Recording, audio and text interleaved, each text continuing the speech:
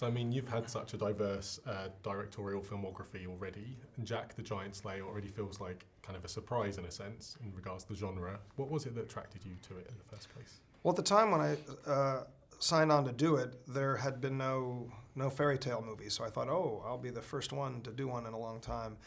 But then, ultimately, it was the chance to take something that was read to you as a child, expand upon it, and then realize it realistically or cinematically on a big scale. Like, what would a gigantic beanstalk that reached into the sky be like? What would a land of giants be like? What would a fairy tale kingdom be like? So that's where the inspiration came from. I was going to say, kind of, when I was watching it, I kind of saw flashes of things, everything from The Princess Bride to King Kong to kind of Troll Hunter. Mm-hmm. What films did you take inspiration from?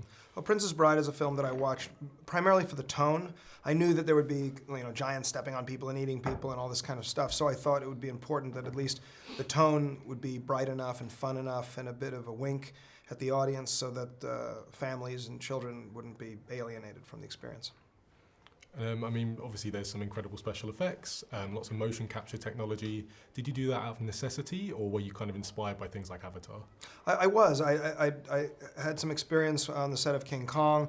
I've known James Cameron for years, and I wanted to be in the space, and I had never made a film with fully rendered CG characters, and I thought this would be an opportunity in a world that I could create of my own that would utilize that technology. I mean, fairy tales are pretty timeless as a whole, but what do you think that Jack the Giant Slayer has to appeal to kind of modern cinematic audiences? Well, I think it's in the spirit of movies like, the old Ray Harryhausen movies or movies like Journey to the Center of the Earth. It's got a sense of adventure to it. It takes you to a place you've never seen before, and you meet creatures you've never seen before. And our giants are quite different than, normally giants are these lumbering, oafish creatures, and here they're lean, mean, and fast. And I just think it's just something different and yet something familiar. And obviously you've got kind of X-Men coming up. Yeah. What do you have anything planned that kind of you're looking to surprise audiences, maybe kind of comic book fans already?